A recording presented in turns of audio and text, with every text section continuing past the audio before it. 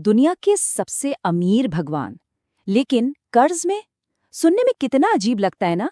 पर यही वो विरोधाभास है जो तिरुपति बालाजी मंदिर के केंद्र में है।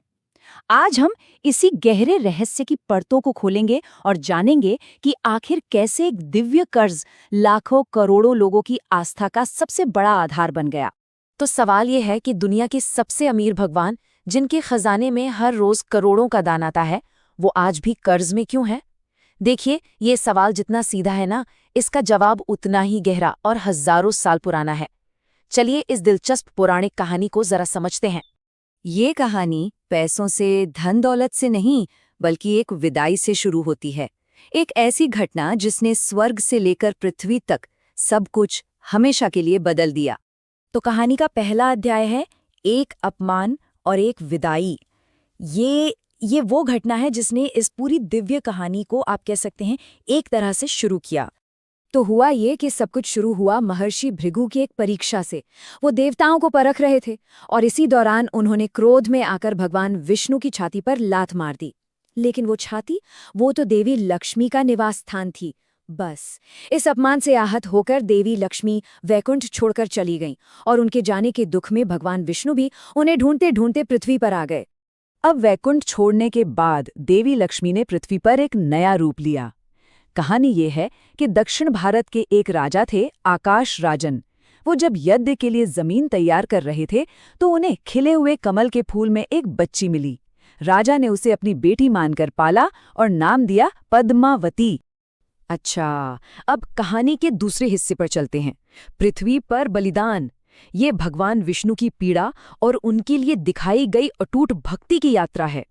माता लक्ष्मी के जाने के गम में भगवान विष्णु तिरुमाला की पहाड़ियों पर आ गए।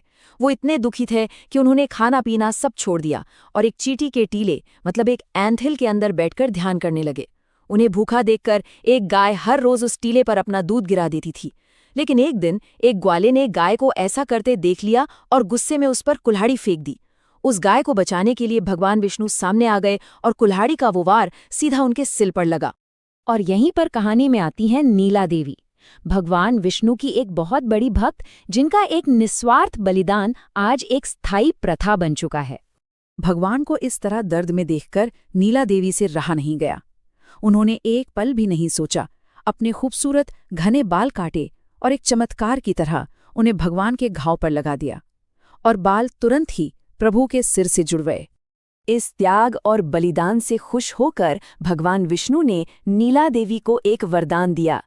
उन्होंने कहा, कलयुग में यानी आज के इस दौर में जो भी भक्त अपने बालों का दान करेगा, उसका अहंकार और उसके पाप दोनों नष्ट हो जाएंगे। और बस यहीं से तिरुपति में बाल दान करने की वो महान प्रथा शुरू हुई जो आज तक चली आ रही है।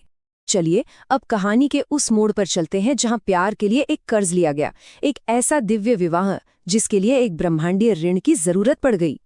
तो पृथ्वी पर भगवान विष्णु अब श्रीनिवास के रूप में रह रहे थे। उनकी मुलाकात राजकुमारी पद्मावती से हुई और दोनों का विवाह तय हो गया। लेकिन यहाँ एक दिक्कत थी। पद्मावती एक राजा की बेटी थी, तो उनकी शादी तो शाही तरीके से ही होनी थी।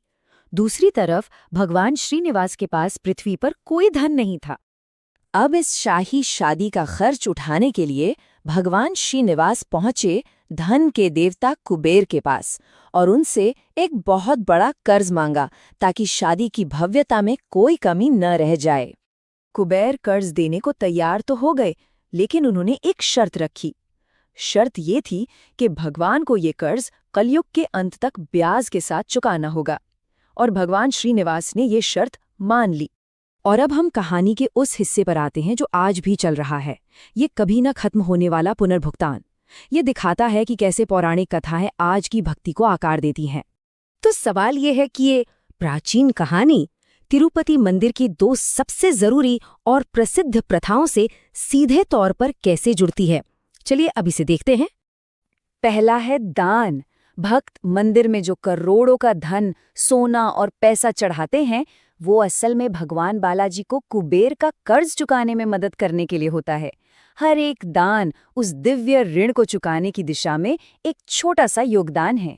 और दूसरा है सिर मुंडवाना। लोग, चाहे पुरुष हों या महिलाएं, जो अपने बालों का दान करते हैं, वे नीला देवी के उस निस्वार्थ बलिदान का सम्मान करने और अपने अहंकार को भगवान के चरणों में समर्पित करने के लिए ऐसा करते हैं। और इसी तरह दुनिया के सबसे अमीर देवता आज भी कर्ज में है। एक ऐसा कर्ज जिसे करोड़ों लोगों का विश्वास और उनकी भक्ति सदियों से चुका रही है और शायद हमेशा चुकाती रहेगी। प्यार के लिए लिया गया एक कर्ज जिसे लाखों लोग हजारों सालों से अपनी भक्ति से चुका रहे हैं। ये कभी न खत्म होने वाला भुगतान आखिर क्या दिखाता है? शायद ये विश्वास की उस अटूट शक्ति का प्रतीक है जो किसी भी कर्ज से, किसी भी दौलत से कहीं ज्यादा कीमती है। इस पर जरूर सोचिएगा।